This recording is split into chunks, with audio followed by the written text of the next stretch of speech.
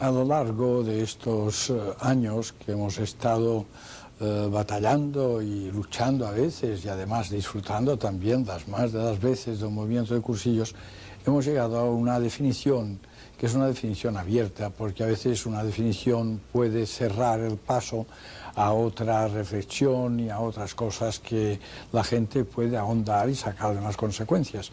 Pero decimos que el cursillo, o el movimiento de cursillos, es la mejor noticia que Dios nos ama, comunicada por el mejor medio, que es la amistad, hasta lo mejor de cada uno, que es su capacidad de ser persona.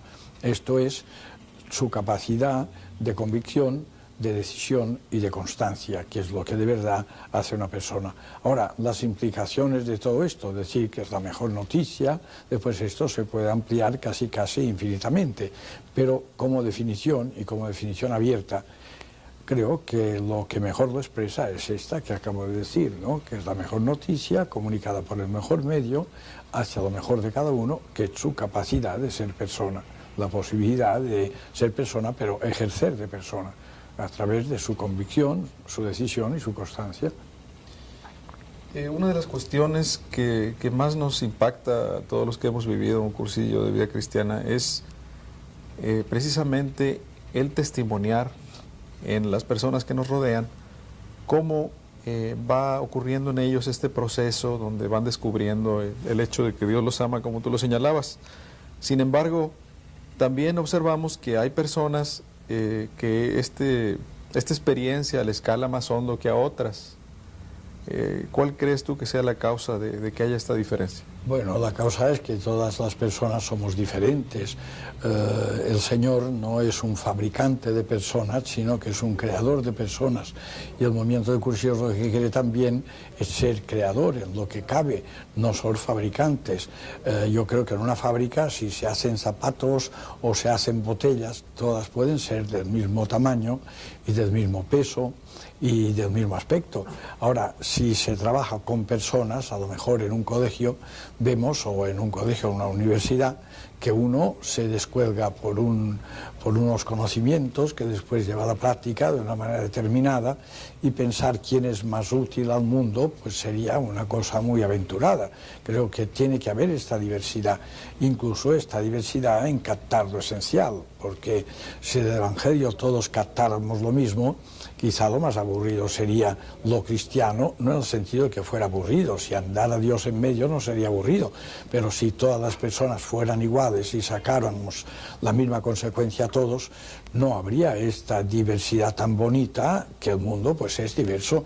No, la misma planta, si la viéramos siempre repetida en todos los jardines del mundo, quizá nos aburriría un poco. Creo de que esta diversidad tiene que existir, y la manera de comportarse en la vida también, porque uno que ha vivido esta experiencia cristiana es muy difícil saber hasta dónde le ha calado.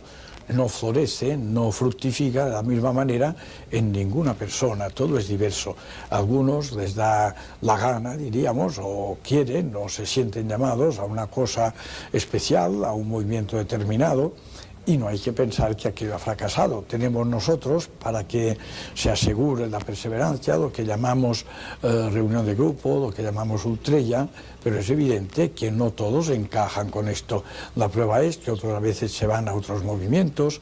Ahora, quizá a ellos, a los que se van a otros movimientos y a los que están en los otros movimientos, sin pretender aquí hacer unas declaraciones paternales que tenga que dar las consignas a otros movimientos, pero yo creo que si aceptáramos o comprendiéramos o nos adentráramos en lo que significa ser cristiano, después ya tendríamos el tronco para que después las ramas no se desgajaran. Creo que son cristianos los movimientos, si han sido aprobados por la Iglesia, si la Iglesia los ve con buenos ojos, si los obispos los aceptan, entonces ya tenemos un nuevo movimiento. A uno a veces le parece que es una pena que haya tantos. Yo creo que no es una pena, es esto que decía de la diversidad.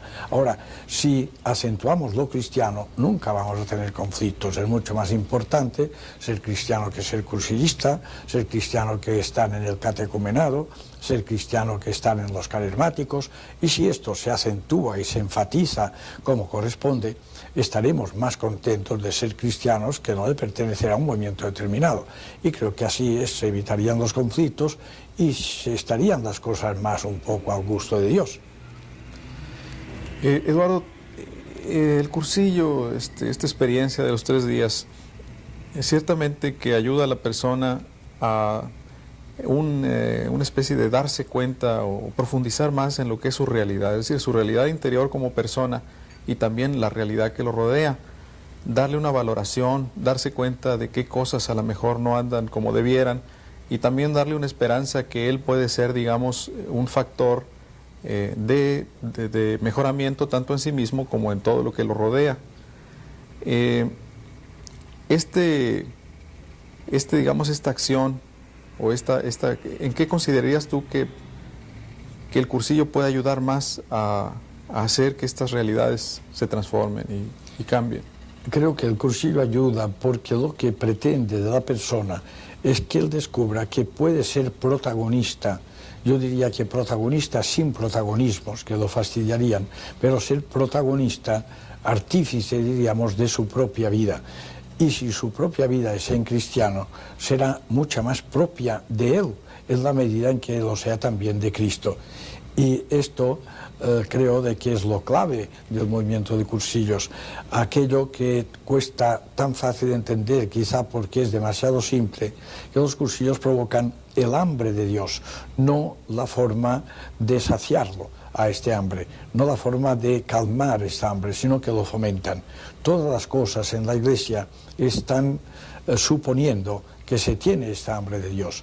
Cuando a una persona dicen, bueno, y tú haces alguna cosa activa en la Iglesia, te sientes, esta palabra que has dicho de darse cuenta, yo creo que es lo más principal que tiene que hacer un cristiano, darse cuenta de su dignidad, darse cuenta de su originalidad, darse cuenta de su singularidad, darse cuenta de su posibilidad de creatividad y darse cuenta de que la mejor manera de emplear su libertad es emplearla de cara a esta manera, a esta idea, a esta realidad de ser protagonista de su vida. Y cuando una persona le da por imitar y ser comparsa, la vida evidentemente no puede ser tan interesante. Y quizá haya habido una pedagogía que yo no puedo criticar, pobre de mí, pero es que se ha partido del comportamiento a la convicción. Y el movimiento de cursillos pretende de ir de la convicción al comportamiento. Esto es en sentido figurado, pero podríamos decir que de la convicción al comportamiento es de bajada y del comportamiento a la convicción es de subida. En sentido figurado, claro está, no hay bajadas ni subidas, pero es de esta manera. Y cuando una persona está convencida, puede actuar de fermento, porque el fermento actúa por convicción. Pero a veces creemos, porque es mucho más fácil, que el fermento actúa por comportamiento. Y hay personas que cuando ven una iglesia llena o ven una persona que aclama a una persona que puede significar algo y está muy bien, todo aquello no lo criticamos, pero uno no puede menos de pensar cuánta gente habrá convencida ahora que está aplaudiendo y que ahora llena este local. La intención de los que han provocado o que han organizado o han montado aquel acto era por una cosa, un motivo diríamos religioso o de fe, aunque también aquí hay confusión respecto a lo que sea religiosidad y lo que sea fe. La religiosidad tiene que ser expresión de la fe, no porque lo diga yo, sino porque así es. Una religiosidad sin fe, que se da en algunos casos, casi puede ser incluso idolatría. Y la gente, en el fondo, es mucho más lista de lo que pensamos.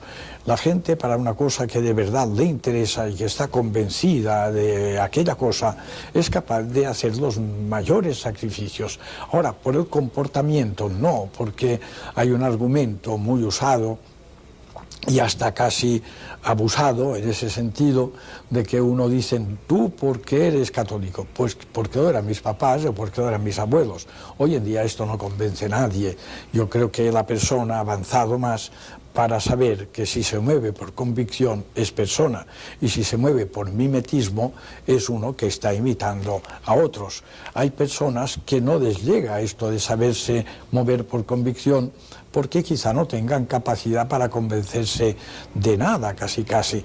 Y yo no es que quiera enjuiciarlas, cada uno es como Dios le ha hecho, pero también como él ha correspondido a la acción de Dios. Y puede haber personas que anden por el mundo sin estar convencidas de nada absolutamente.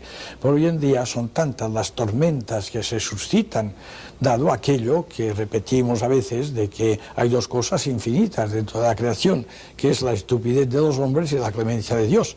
Y claro, los hombres a veces somos muy estúpidos, incluso empezando por mí, que he hecho muchas estupideces en mi vida, de las cuales me arrepiento y de las cuales a lo mejor tampoco me he dado cuenta.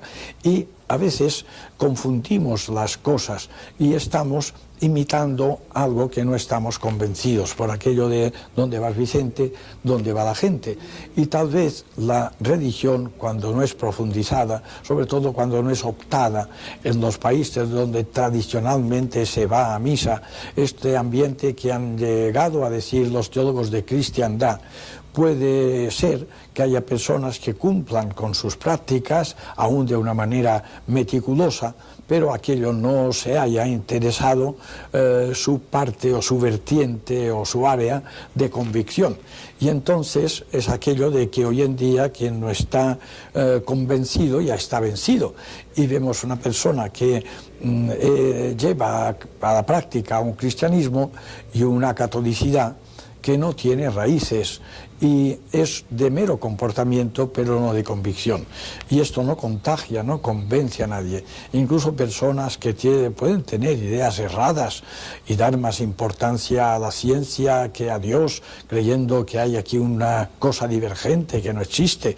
La poca ciencia quizá pues aleje de Dios, pero la ciencia, cuando es ciencia verdadera y se penetran las verdades y se van sacando las consecuencias, es evidente que acerca a Dios. Pues estas cosas que se dan en el mundo por falta de profundización. Pero cuando vemos una persona convencida por la ciencia, convencida incluso por el deporte, convencida por algo así, pero que ya ha llegado a su convicción, aquello siempre contagia, porque la convicción engendra entusiasmo. Y el entusiasmo hace que la gente pues se sienta llamada, en cierta manera, a hacer aquello. Mientras que las cosas, cuando se hacen de una manera desleída, diluida, descafeinada, no mueven, y parece que el mundo no tiene solución porque hay personas que no aplican con convicción las soluciones que tiene el mundo.